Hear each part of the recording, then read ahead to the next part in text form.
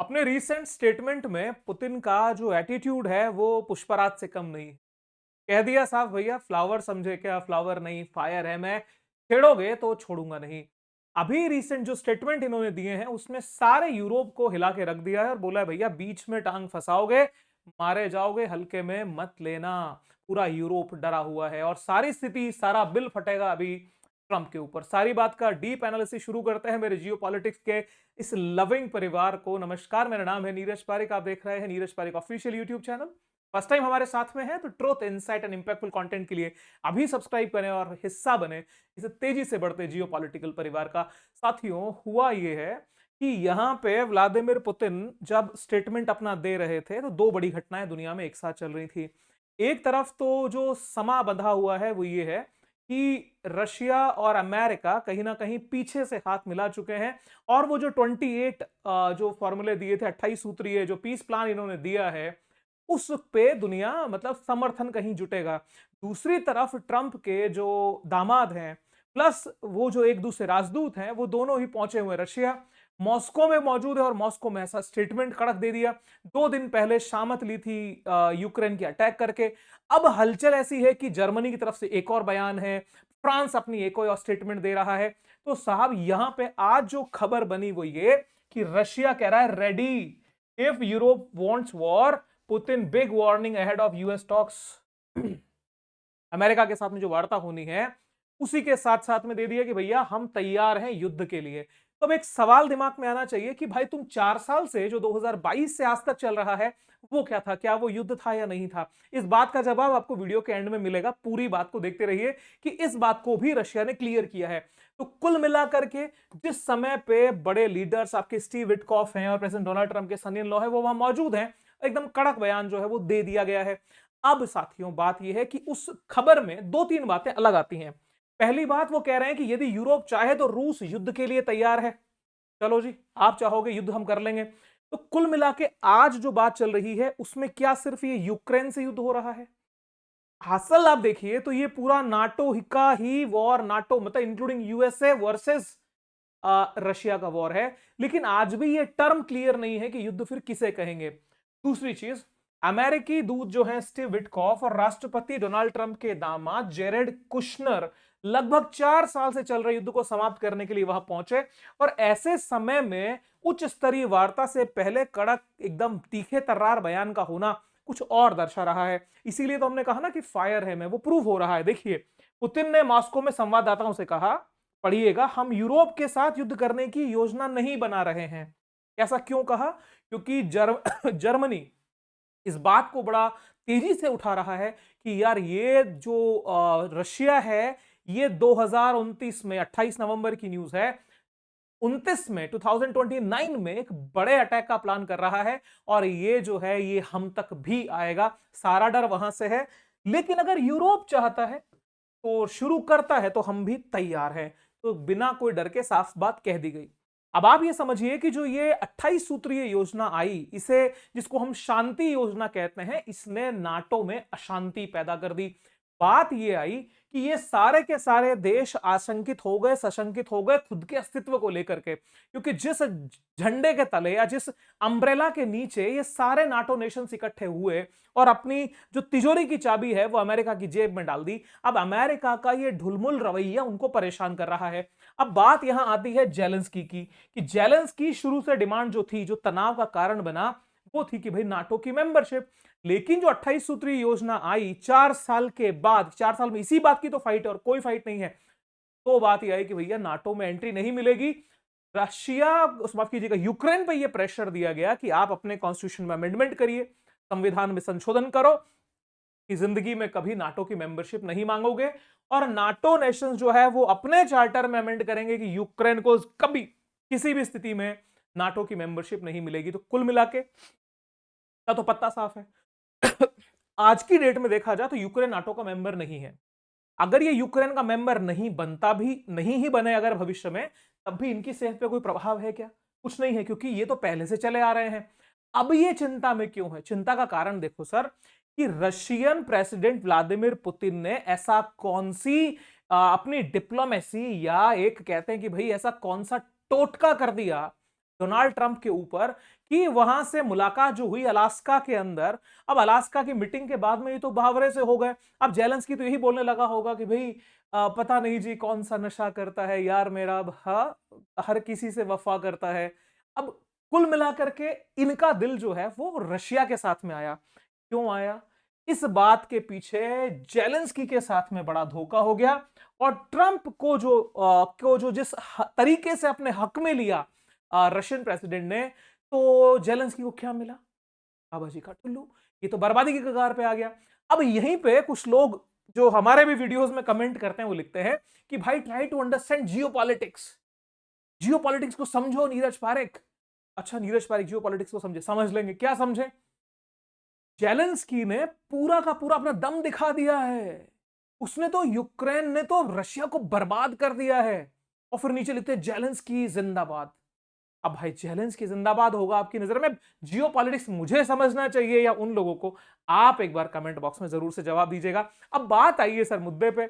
यहां पर आज की डेट में जो कंडीशन बन रही है, ट्रंप हर स्थिति के अंदर सहयोगात्मक रवैया, एक फ्रेंडली बिहेवियर, एक फ्रेंडली एटीट्यूड चाहते हैं पुतिन के साथ में, और इसी चीज से ये लोग सारे के सारे डरे हुए हैं, क्योंकि रशिया को लेकर के यूरोप में ये इमेज है कि ये सिर्फ यूक्रेन तक लिमिट नहीं रहेगा, और अगर ये यूक्रेन तक लिमिट नहीं रहा और आगे बढ़ा, और खुदा न खास्ता फ्यूचर में ये दोनों के बीच में साठगांठ मजबूत हो गई, तो तेरा क्या होगा रे कालिया? तुम यूरोप वाले कहां जाओगे? क्योंकि ये इस बंदे की, ये इंडिया के सबसे अच्छे सबसे सबसे अच्छे हितैषियों में से एक है, और हमारा एक अच्छा समय इस वजह से भी देख सकते हैं क्योंकि पुतिन साहब की अभी विजिट इंडिया होने वाली है। देखिए क्या बेहतर उन्होंने अनाउंसमेंट्स किए हैं, इसके ऊपर हम बात करने वाले। तो देखिए हमारा दोस्त कितना आगे जा रहा है, उसकी खुशी तो सबको होनी ही चाहिए। पुतिन क्या कह रहे हैं कि उनके पास कोई शांतिपूर्ण एजेंडा नहीं। किनके पास? यूरोप के पास में। कारण क्या हुआ कि जब ये 28 सूत्रीय योजना आई, ये यूरोप के लिए अशांति का प्लान था, उसमें इन्होंने क्या किया, ट्रंप के ऊपर दबाव डाला, और दबाव डाल के उसमें संशोधन करवा लिए, कुछ ना कुछ अमेंडमेंट करा लिए, भाई ये भी नहीं होना चाहिए, इसमें ये चेंज करो, इसमें ये चेंज करो। तो वो लिखते हैं कि इनके पास कोई शांतिपूर्ण एजेंडा तो है नहीं, ये लोग युद्ध के पक्ष में है। ठीक है जी। फिर आगे लिख रहे हैं कि यूरोपीय नेता यूक्रेन में शांति स्थापित करने के अमेरिकी प्रयासों में बाधा डाल रहे हैं। सर कितना कितना बड़ा आश्चर्य है कि अमेरिकन एफर्ट्स को कौन सपोर्ट कर रहा है? रशिया। विरोधाभास देख रहे हैं? यही जियो पॉलिटिक्स है, यही इंटरनेशनल रिलेशंस हैं। एक थिंकर हुए मॉर्गन था, वो रियलिज्म पे बात करते हैं, यथार्थवाद। यथार्थवाद का प्रैक्टिकल एग्जांपल देख लीजिए कि अमेरिका के एफर्ट्स की चिंता यूरोप को हो रही है, रशिया को हो रही है कि भाई मेरा अच्छा दोस्त एफर्ट कर रहा है, तुम घटिया लोग इसको परेशान कर रहे हो। सुनो, ये जो प्रयास शब्द है ना, और जो अमेरिकी हो फिर हिंदुस्तानी हो चाहे बांग्लादेशी हो, छोड़ो इस बात को, इस प्रयास में हित किसका है? इस प्रयास में हित छुपा हुआ है रूस का। अब भैया जिसके हक में खड़े होंगे, जो हमारे हक में खड़ा होगा, उसकी तारीफ होगी ना।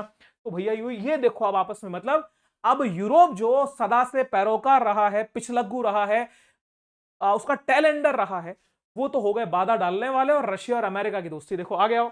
उन्होंने कहा कि युद्ध को समाप्त करने के लिए ट्रंप की नवीनतम योजना में यूरोपीय परिवर्तनों का केवल एक ही उद्देश्य है। क्या भाई?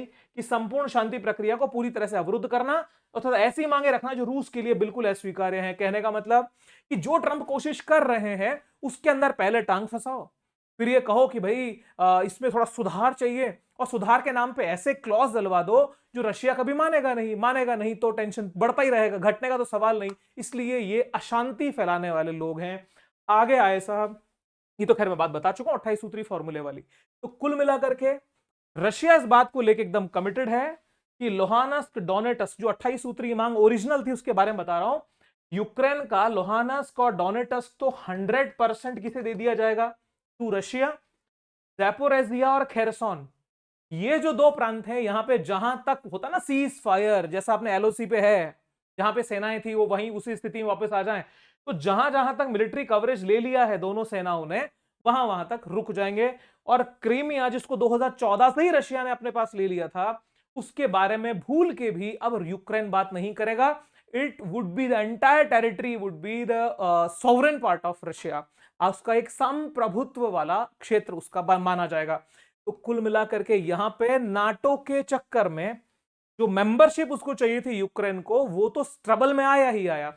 और आने का कारण साहब यही है, ये तो वो थे ना उकसाने वाले लोग, लेकिन बाकियों को टेंशन है कि हमें यहां पे तकलीफ क्रिएट हो जाएगी।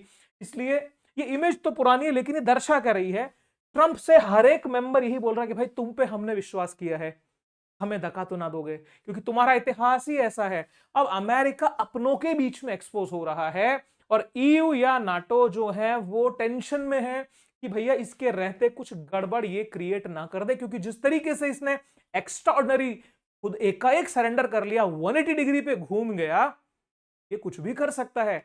अब ऐसी स्थिति में आप इस बात को समझिए कि जिस समय पे ट्रंप अपने पहले कार्यकाल में आए थे, फर्स्ट वाले टर्म में, तब वो यूक्रेन को बोलते थे कि भैया चिंता नहीं करो, तुम्हें जो है ये क्रीमिया में दिला के रहूंगा। क्रीमिया 2014 में जो इन्वेट किया रशिया ने, आप क्रीमिया छोड़िए, क्रीमिया के बाद सारा का सारा आप लुटा रहे हैं, खेरसोन, ज़ैपोरिज़िया, बाकी सब भी, तो बचा क्या? अब यहां पे एक सवाल जो है जिसकी चर्चा हमने ऑलरेडी की है, वो ये कि रशिया तो यूक्रेन को बांध के लेके जा रहा है अपनी तरफ, बोल रहा है कि भैया नहीं, तुम रहो, नाटो का मेंबर बनने की जरूरत नहीं है। और एक तरफ ये ईयू और ये नाटो मिलकर किसको खींच रहे हैं अपनी तरफ। तो यहां पे क्या यूरोपियन नेशंस या नाटो इतने उदार दिल हो गए, इतने बड़े दिल वाले हो गए कि इनको यूक्रेन की चिंता होने लगी? साहब ये चिंता यूक्रेन की नहीं है, ये टेंशन यहां से शुरू होती है। इनको ये लगता है कि आगे जो है ना, इनका टारगेट सिर्फ यूक्रेन नहीं है। यूक्रेन तो क्या है, सिर्फ एक ट्रेलर है, पिक्चर तो अभी बाकी है, अभी तो पार्टी शुरू हुई है। तो बाकी देशों के अंदर स्पेशली जर्मनी सबसे ज्यादा जो तनाव में है, उसको लगता है कि यार ये मुझे, मेरी रड़क जो है ना, ये निकाल के छोड़ देगा। कारण ऐतिहासिक रूप से भी आप देखिए तो रशिया के और जर्मनी के रिलेशंस अच्छे नहीं रहे हैं। तो यहां पे चिंता यूक्रेन की नहीं है, चिंता यूरोप को खुद की है। और रशिया इस बात को साफ कह रहा है कि जो प्रोग्राम हमारे बीच, यानी मेरे और माय बेस्ट फ्रेंड ट्रंप के बीच में चल रहा है, उसमें बीच में बोलने का नहीं। अब आप एक चीज समझिए कि यदि ये समझौता होता है, रूस मानता है, और ये रशिया वगैरह ये सारा यूक्रेन वाला मैटर सॉर्ट आउट होता है, तो उसके बेनिफिट इंडिया को कितने ज्यादा होंगे? हमारे पे जो एडिशनल टैरिफ लगा हुआ है वो साफ होना, बिकॉज का रीजन वही है। और भारत और अमेरिका के संबंधों में भी एक सकारात्मक माहौल बनेगा, क्योंकि चाइना ने जिस तरीके से रीसेंट एटीट्यूड दिखाए हैं, काउंटर करने के लिए बैलेंस हमें बनाना पड़ेगा। अब साहब विचार ये चल रहा है कि यार, कमेंट करते ना कुछ लोग कि इतना लंबा हो गया टाइम, 4 साल से युद्ध चल रहा है, इतने ही पावरफुल थे तो निपटा देते, क्या नहीं कर सकते? तो इसका जवाब जो है वो पुतिन ने अपने स्टेटमेंट में दिया है। पुतिन ने एक बात कही, भैया देखो युद्ध तो हमने भी किया ही नहीं, हम तो सर्जिकल स्ट्राइक वाले मैटर से खेल रहे हैं। बात को समझिए, शुरू में मैंने क्या बोला था कि जो ये सारा माहौल बना है कि इतना लंबा आपका पीरियड हो गया, ये युद्ध, उस युद्ध को युद्ध तो नहीं माना, युद्ध तो अब होगा। तो ये क्या चल रहा था, इसके लिए पुतिन ने शब्द यूज किया है सर्जिकल। मतलब हम तो सर्जिकल स्ट्राइक टाइप का गेम खेल रहे हैं भाई। असल युद्ध में इनका ये रियल स्टेटमेंट दिया पुतिन ने कि अगर यूरोपियन नेशन सारे एक साथ आना चाहें तो आ जाएं, Russia is ready for the war. और ये बात यूरोप अच्छे से जानता है, अमेरिका भी इस बात से परिचित है कि यदि आमने सामने हो गए तो रूस उनको निपटा देगा। तो रशिया से इस माहौल को बचाने के लिए अमेरिका जो है वो अपने संबंधों को न्यूट्रलाइज करने की कोशिश कर रहा है। कारण क्या है कि अभी, हाँ अभी आपको पता ही होगा, जब ये एक रिप्रेजेंटेटिव जाने वाले थे यूक्रेन से, कहां, ट्रंप से मुलाकात के टाइम, उसी टाइम पे भी इन्होंने बहुत जबरदस्त आंख दिखाई थी रशिया ने कि भैया देख मान जा, स्ट्राइक्स किए थे, एयर स्ट्राइक हुए, बड़े जबरदस्त तबाही मचाई। तो कुल मिलाकर के अमेरिका जो है जिस तरीके से पैसों के लालच में जीता है, रशिया इस बात को जानता है, क्योंकि पहले भी बिठा करके कई हजार करोड़ का, देखो ना, 100 बिलियन के वेपन की डील का ये मामला था कि भैया आप हमें सिक्योरिटी दे दो। तो रशिया इस बात को अच्छे से परिचित है कि भैया ये किसी काम का नहीं है। अब यहां पे आप एक बात समझिए, इंटरनेशनल रिलेशंस में कुछ स्थायी होता है, कुछ भी स्थायी नहीं है। जियो पॉलिटिक्स में राष्ट्रीय हित मायने रखते हैं, आप कितना अपने आप को बैलेंस करके चल पाए और आप कैसे उसको काउंटर कर रहे हो, सारा खेल तो इसी पे है। यहां क्या हुआ है कि ट्रंप ने अच्छे से देख लिया है कि जितना इस 4 साल में एक्सप्लॉइटेशन हो सकता था, जितने हथियार बेचे जा सकते थे, जितना नाटो के अंदर तो ये फंड डालता है, और उसी से वापस जो रिफंड इसको मिलता है कई हजार करोड़ का, वो क्या करता है, उससे हथियार बेचता है। तो नाटो में दिया गया इसका पैसा, यानी 100 रुपए अगर नाटो में जाता है तो 66% के जो शेयर होल्डर है वो अमेरिका है। तो अमेरिका अपना इन्वेस्टमेंट करता है प्लस एक जियोपॉलिटिकल पावर बैलेंस बनाने की कोशिश करता है। अब यहां पे ये इसका होगा यूज एंड थ्रो, क्योंकि अब इसका जो पूरा रस है, गन्ना पूरी तरह से खाली है, कचरा है, किसी काम का नहीं। अब आप देखिएगा किस तरीके से अमेरिका जो है वो रशिया के मैटर पे, यूक्रेन के मैटर पे बैकफुट पे जाता है, और जो बाकी देश हैं यूरोप के, वो अब त्राहिमाम करने वाले हैं। तो सारे एनालिसिस में सारी गलती भाई इस व्यक्ति की है। इसको कहां लालच, कहां एक मतलब कॉमेडियन प्रेसिडेंट बना, और दूसरा दुर्भाग्य देखो, करेला और नीम चढ़ा। ये प्रेसिडेंट होते हुए कॉमेडियन है, ये कॉमेडियन होते हुए प्रेसिडेंट है। तो जो रियल प्रेसिडेंट है, जो रियल लीडर है सर, वो कहां इसको बख्शेगा। आपके क्या विचार हैं? कमेंट बॉक्स एकदम ओपन है, लिखिएगा। और हाँ, ये एनालिसिस कैसा लगा जरूर से बताइएगा। आपका कमेंट हमें हौसला देता है और उसी हौसले से कुछ और नया करने का जज्बा जागता है। तो साथियों, सभी राष्ट्रवादी भाइयों को जय हिंद। फिर मिलेंगे, सी यू सून, बाय बाय।